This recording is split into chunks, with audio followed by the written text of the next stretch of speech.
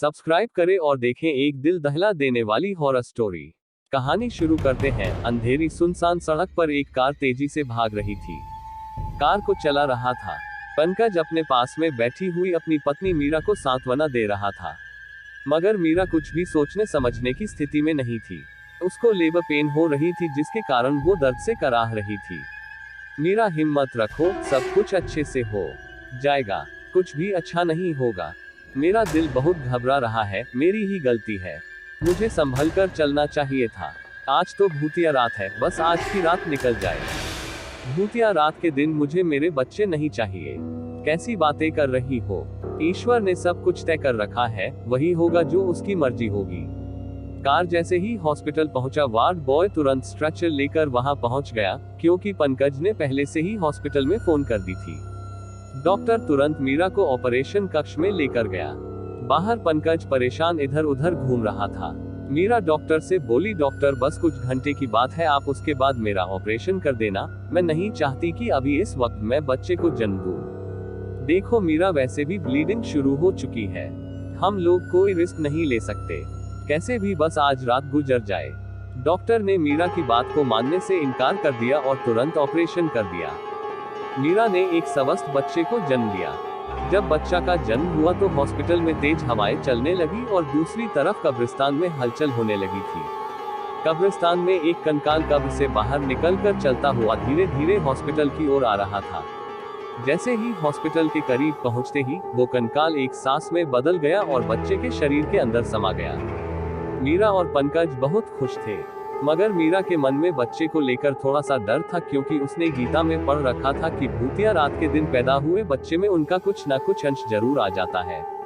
मीरा हैरान परेशान सी अपने बच्चे को गोद में लिए बैठी थी।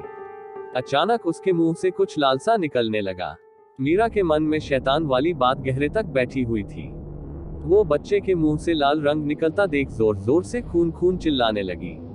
नाज ने उसकी आवाज सुनकर तुरंत वहां पहुंची। उसने भी देखा बच्चे के मुंह से लाल रंग का कुछ निकल रहा है। उसने तुरंत कॉटन ली और उसे क्लीन किया और मीरा को डांटते हुए बोली, काहे को खाली पीली बक करती है तुम लोग, अभी बच्चे को दवाई दी है, वो बाहर आ गई और कुछ भी नहीं है, पूरा हॉस्पिटल सर पे उठा लिया। नाज की बात सुनकर मीरा की धड़कन को शांति मिली। उसने प्यार से अपने बच्चे को देखा। उसकी मासूम से मुस्कुराहट में मीरा खो गई थी। हॉस्पिटल के 2 दिन शांति से निकले। 2 दिन के बाद मीरा अपने बच्चे को लेकर गहराई। पंकज ने दोनों की वेलकम की बहुत अच्छी तैयारी की हुई थी। जैसे ही मीरा घर में दाखिल हुई, उसके पीछे पीछे 2 उल्टे काले पैर भी घर के अंदर दाखिल हो गए। उसी रात करीब 2 बजे वो बच्चा बहुत जोर जोर से रोने लगा। पंकज और मीरा उसे चुप कराने की बहुत कोशिश कर रहे थे, मगर वो चुप नहीं हो रहा था। तुम्हें खिड़की पर एक कहानी बिल्ली आई और वो अजीब सी आवाज निकलने लगी। उस बिल्ली की आवाज सुनकर बच्चा एकदम खामोश हो गया और मुस्कुराने लगा। मीरा और पंकज दोनों एक दूसरे की ओर हैरानी से देख रहे थे। मीरा कुछ बोलती है, उसके पहले पंकज बोल पड़ा, हम लोग भी ना कुछ ज्यादा ही सोच रहे, हो सकता है कि बिल्ली की आवाज उसके लिए नहीं है, इसलिए वो चुप हो गया हो। मगर मीरा हैरान थी कि वो लोग 5वें माले पर रहते हैं, फिर 2 बार की साइड वाली खिड़की पर बिल्ली कहां से आ गई? वहां तो ऊपर चढ़ने की कोई जगह ही नहीं है। मीरा खिड़की के पास गई। उसने तुरंत खिड़की से झांक कर देखा, मगर वहां न कोई बिल्ली थी, न ऐसी कोई जगह जिस पर बिल्ली बैठ सकती हो। मीरा हैरान थी कि बिल्ली कहां बैठी थी। मीरा का मन खराब हो गया। उसे पूरी रात नींद नहीं आई। अगली सुबह उसने तुरंत डेविड और अपने लिए ब्रेकफास्ट रेडी किया और पंकज को ऑफिस रवाना किया और उसके बाद अपने बेटे को लेकर चर्च पहुंच गई। मगर जहां से ये चर्च के भीतर दाखिल होने की कोशिश कर रही थी, उसका बेटा जोर जोर से रोने लगा।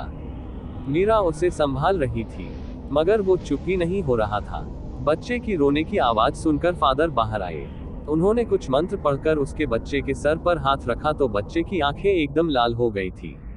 उसने अपने सर से फादर का हाथ हटाने के लिए सर को इतनी तेजी से झटका दी कि फादर को धक्का सा लगा। वो लड़खड़ा गए और मीरा का यकीन पक्का हो गया था कि उसका बच्चा नॉर्मल नहीं है। फादर को भी लगने लगा था कि मीरा के बच्चे के साथ कुछ तो गड़बड़ है। उन्होंने मीरा के सिर पर हाथ रखा और चर्च के अंदर चले गए। मीरा अपने बच्चे को लेकर चर्च के अंदर नहीं जा पा रही थी, इसलिए वो वहां से उल्टे पैर लौट आई। उसी रात मीरा अपने बच्चे को अपने पास बुलाकर खुद सो रही थी। उसे ऐसा महसूस हुआ कि कमरे के बाहर कोई है। उसने कमरे की लाइट जलाई तो पर्दे के पीछे एक साया नजर आया। एक पल के लिए है तो उसे लगा कि पंकज देर रात को ऑफिस का काम खत्म करके घर आ रहा होगा। मगर जब कमरे में कोई दाखिल नहीं हुआ तो वो तुरंत उठकर बाहर गई, तो वहां पर कोई नहीं था। वह घबराते हुए अपने बच्चे के पास आई तो उसका बच्चा पलंग पर नहीं था। वह जोर से चीख पड़ी। उसकी चीख सुनकर पंकज उस कमरे में आ गया। क्या हुआ मीरा, तुम चीखी क्यों थी? पंकज, हमारा बच्चा क्या हुआ उसे? वो यहाँ पलंग पर नहीं है। क्यों ऐसी बातें कर रही हो? 2 महीने का बच्चा कहा जा सकता है? देखो यही तो सो रहा है। कहते हुए उसने अपने सोते हुए बच्चे की ओर इशारा किया। मीरा हैरान थी कि कुछ पल पहले यहाँ पर कोई बच्चा नहीं था।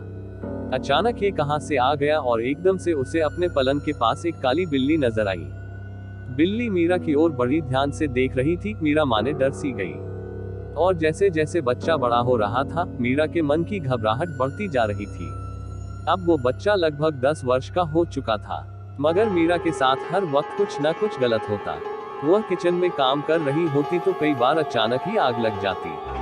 रोड क्रॉस करते करते कई बार एक्सीडेंट होते होते बची। हर बार जब बीमारी या किसी हादसे से बचती और वो अपने बेटे की तरफ देखती तो वो उसकी ओर देखकर रहस्यमय तरीके से मुस्कुरा देता। उसके मन में डर बढ़ता जा रहा था। वो यही कोशिश करती है कि अपने बच्चे के साथ अकेले ना रहे। एक दिन रात को पंकज देर रात तक ऑफिस से नहीं लौटा। घर पर मीरा अपने बच्चे के साथ अकेली थी। वो किचन में खाना बना रही थी और उसका बेटा टीवी देख रहा था। मीरा खाना बनाकर किचन से बाहर आई तो देखा उसका बेटा वहां पर मौजूद नहीं था, और उसे ढूंढने लगी तो भी उसे एक कमरे से ही किसी के फुसफुसाने की आवाज आने लगी। वो दबे पांव उस कमरे की ओर बढ़ने लगी। उसका बेटा अंधेरे कमरे में किसी से बातें कर रहा था। उसने हड़बड़ाते हुए कमरे की लाइट चालू की तो उसने देखा उसके बेटे के सामने बैठा हुआ काला साया वहां से गायब हो गया। उसका बेटा उसे गुर्राते हुए देख रहा था। मीरा कुछ समझ पाती कि उसके पहले ही उसने उसके ऊपर हमला कर दिया। पंकज जब घर लौटा मीरा की लाश कमरे की छत से लटकी हुई मिली और उसका बेटा आराम से टीवी देख रहा था।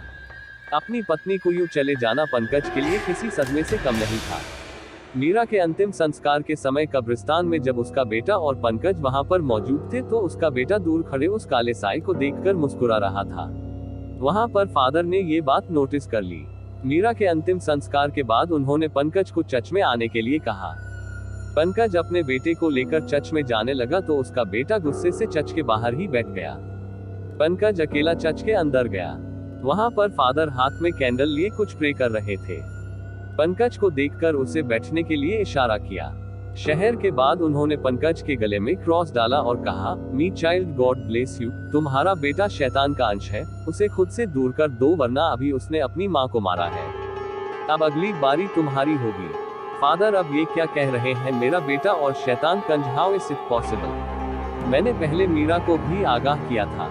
तुम्हारी बेटी का जन्म नो मून नाइट में हुआ। वो रोज काली शक्तियों की रात होती है जिससे समय में तुम्हारे बेटे का जन्म हुआ।